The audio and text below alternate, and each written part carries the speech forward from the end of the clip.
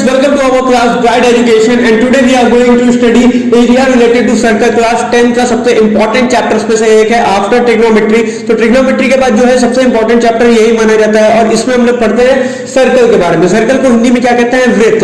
तो जो हिंदी मीडियम वाले हैं, यूपी बोर्ड वाले हैं या फिर जो सीबीएसई बोर्ड वाले हैं, तो प्रॉब्लम नहीं होगी, दोनों को मैं हिंदी इंग्लिश कंबाइन करके पढ़ाऊंगा तो ज्यादा प्रॉब्लम नहीं होगी, आप लोग को समझ सारी चीजें आएंगी। तो अब हम लोग पढ़ने वाले हैं इसमें सर्कल के बारे में। सर्कल सर्कल के बारे में हम लोग पहले भी पढ़ चुके हैं चैप्टर 10 में शायद। ओके ठीक है, तो सर्कल के बारे में हम नहीं पढ़ेंगे। तो इस चैप्टर का नाम क्या है ध्यान से देखते हैं। चैप्टर का नाम क्या है? Areas related to circle. मतलब सर्कल के बारे में हम लोग पढ़ चुके हैं, इसमें हम एरियाज पढ़ेंगे। एरियाज मतलब एरियाज को क्या हिंदी में कहते हैं? क्षेत्रफल कहते हैं। और सर्कल को हिंदी में क्या कहते हैं? वृत्त कहते हैं। और सर्कल को इंग्लिश में क्या कहते हैं? सर्कल को इंग्लिश में क्या कहते हैं? और सर्कल ही तो कहते हैं, और क्या कहते हैं? ठीक है, तो ये है हमारा सर्कल। इसके हम लोग एरियाज के बारे में पढ़ेंगे। इस एरियाज के बारे में कि सर्कल में अगर यहाँ पे ट्रायंगल बन जाए तो उसकी एरिया हम लोग कैसे फाइंड करेंगे। इस सर्कल की लंबाई चौड़ाई तो होती नहीं है, इस सर्कल की जो पूरी फिगर है ये कितनी एरिया की, सर्कल कितना बड़ा है, ये हम लोग कैसे फाइंड करेंगे। ठीक है, सर्कल का जो बॉर्डर है ये कितना बड़ा है, कितना चौड़ा है, ये कैसे फाइंड करेंगे, ये भी इस चैप्टर में पढ़ेंगे। अगर सपोज करो कि मैं 80 की स्पीड पे बाइक से जा रहा हूं, ठीक है, और 10 किलोमीटर में ट्रैवल किया, तो मुझे ये पता करना होगा कि जो बाइक का टायर है वो कितने बार रिवॉल्व किया। ये कैसे पता चलेगा? तो ये भी पता चलेगा भाई साहब इस ई चैप्टर में। तो इतनी सारी चीजें हम लोग को पढ़ने को मिलेंगी इस चैप्टर में, इतने सारे फायदे हैं इस चैप्टर के, हमारे डेली बेसिस लाइफ में भी इतने फायदे हैं। तो अब हम लोग आते हैं इस चैप्टर पे और इस चैप्टर को स्टार्ट करते हैं। तो सबसे पहले आते हैं एरिया। एरिया कैसे निकलता है? सर्कल का एरिया निकलता है। एरिया कैसे निकलता है? एरिया को हिंदी में कहते हैं क्षेत्रफल। और एरिया का हमारा सिंपल सा फॉर्मूला होता है पाई आर स्क्वायर। पाई की वैल्यू क्या होती है? भाई ये क्या फॉर्मूला आ गया, पाई की वैल्यू क्या होती है? तो पाई की वैल्यू थोड़ा सा दिमाग में जोड़ डालो, पाई की वैल्यू कहीं ना कहीं तो पड़ी होगी, कहीं ना कहीं तो जरूर पड़ी होगी। तो पाई की वैल्यू जो हमारी होती है वो 22/7 होती है। पाई की वैल्यू 22/7 होती है या फिर 3.14 होती है। बहुत लंबी होती है लेकिन हम लोग सिर्फ 3.14 तक ही काउंट करते हैं क्योंकि कैलकुलेशंस में इजी हो जाते हैं। तो हम लोग सिर्फ इतना बड़ा फॉर्मूला, इतनी वैल्यू हम लोग याद करते हैं, या फिर 22/7 कर दो या फिर 3.14 कर दो। अच्छा एक और चीज ध्यान से देखो, 22/7 को डिवाइड करेंगे तो यही आएगा, तो इसीलिए फॉर्मूला यही लिखा गया है। और आर हमारा क्या होता है? आर हम लोग को पता करना है। तो ये हमारा सर्कल है, ये हमारा है सर्कल। सर्कल में आर जो होता है वो होता है सेंटर से लेके यहाँ तक की दूरी जो होती है उसे कहते हैं हम लोग रेडियस कहते हैं। ठीक है, और ये चीज तो हम लोग पढ़ चुके हैं कि रेडियस क्या होती है। अच्छा डायमीटर क्या होता है? डायमीटर कमेंट करके बताओ। डायमीटर जो होता है ये होता है सेंटर से जो जाती है पॉइंट, ये होती है डायमीटर। और कह सकते हैं कि रेडियस का 2 गुना होता है। रेडियस का 2 गुना जो होता है वो डायमीटर होता है। रेडियस का 2 गुना जो होता है वो डायमीटर होता है। मैं तो ऐसे रफ में कर रहा हूं लेकिन आप लोग नोट्स जरूर बनाना, और नोट्स बनाओगे तो बहुत ही कायदे से बनाना क्योंकि नोट्स जो होते हैं वो काफी इंपॉर्टेंट होते हैं। तो रेडियस का दुगना होता है डायमीटर। और कॉर्ड क्या होता है?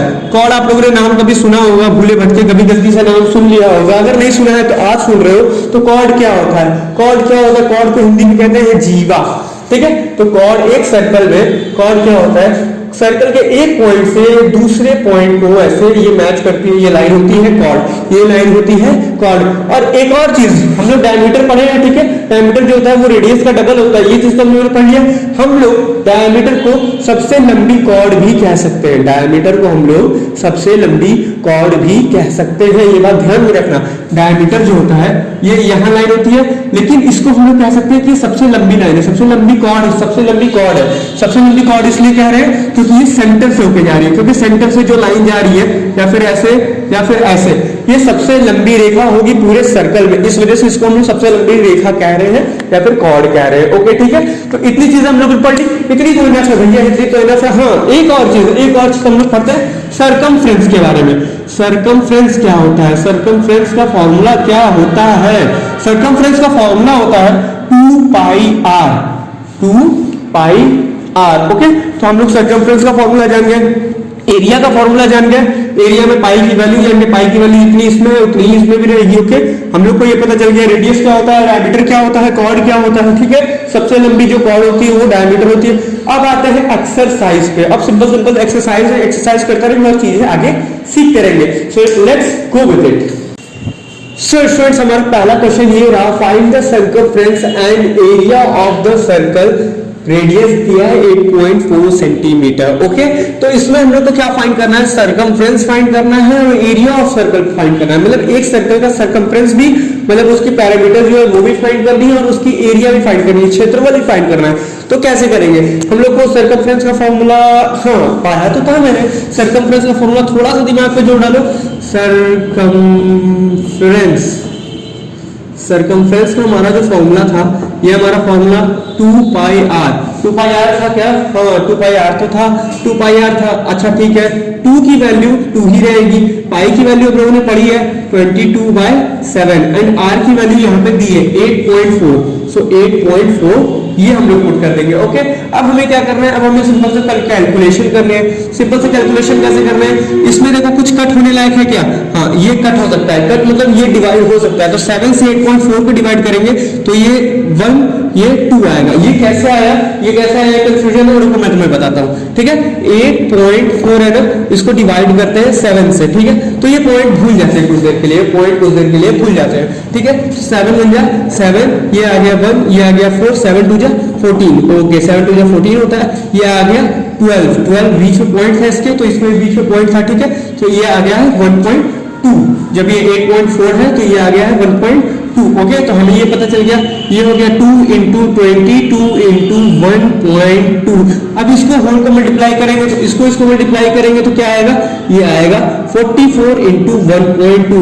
अच्छा 44 × 1.2 मल्टीप्लाई करेंगे तो अब क्या आएगा, 44 × 1.2 मल्टीप्लाई करेंगे तो ये हो गया 58.2, ये 58.2 आ गया। ये क्या था, ये सेंटीमीटर था, तो ये हो गया सेंटीमीटर। अब बात करते हैं, अब आते हैं हमें और क्या फाइंड करना है, हमें फाइंड करना है एरिया। एरिया कैसे फाइंड करते हैं, अच्छा ठीक है, मैं यहाँ पे रफ में फाइंड करता हूँ। एरिया का फॉर्मूला हम लोगों ने पढ़ा था क्या, हाँ पढ़ा तो था। एरिया का फॉर्मूला होता है पाई आर स्क्वायर। ठीक है, तो पाई की वैल्यू यही सेम रहेगी 22/7। अच्छा एरिया जो है वो हमेशा स्क्वायर में निकलता है, क्योंकि एरिया जो होती है उसकी लेंथ भी होती है, ब्रेथ भी होती है, हमेशा एरिया में निकालते हैं तो स्क्वायर में निकालते हैं। ठीक है, और इसमें यहाँ दिया है आर का स्क्वायर, तो आर का स्क्वायर मतलब आर 8.4 है, तो 8.4 × 8.4। ओके, अब इसको करेंगे तो वही 7 से ये कट जाएगा, ये बचेगा 1.2। अब हमारे पास क्या बचा, 22, 1.2 एंड 8.4। हमारे पास ये बस 3 चीजें बची, तो अब इन 3 चीजों को मल्टीप्लाई करना है। 2 ले 2 to 1.76, 2 to 1.76 ये आ जाएगा सेंटीमीटर स्क्वायर में, ये आ जाएगा सेंटीमीटर स्क्वायर में। ये हमारा फॉर्मूला आ गया एरिया का, ये हमारा फॉर्मूला, ये हमारा आंसर आ गया सर्कमफ्रेंस का। तो हम लोगों ने एरिया भी फाइंड कर लिया और सर्कमफ्रेंस फाइंड कर लिया। सो ऐसे ही आगे और भी क्वेश्चन चलते रहेंगे और ये जो वीडियो है ये पार्ट वाइज बनेगी। तो अभी ये एकदम बेसिक था, ये फर्स्ट था, ये इंट्रो था कह सकते हैं। सो ऐसे ही क्वेश्चन आगे पढ़ेंगे, एनसीईआरटी को ध्यान में रखते हुए सारी चीजें चलेगी, पूरे सिलेबस आपके कंप्लीट होंगे और हो सके तो इसका एक प्लेलिस्ट बनेगा, तो आप लोग उस प्लेलिस्ट को चेकआउट कर सकते हो। ये प्लेलिस्ट का ये फर्स्ट वीडियो है और आगे वीडियो चेकआउट कर सकते हो। तो ये रहा इसका intro, area related to circle क्या होता है आप लोगों को पता चल गया। सो गाइस थैंक यू, और ये समझ आ गया है तो एक लाइक कर देना और हो सके तो अपने दोस्त यारों में इसको शेयर भी कर देना, तो इससे वो लोग भी समझेंगे, आप भी समझोगे, तो कल्याण सबका होगा। So thank you.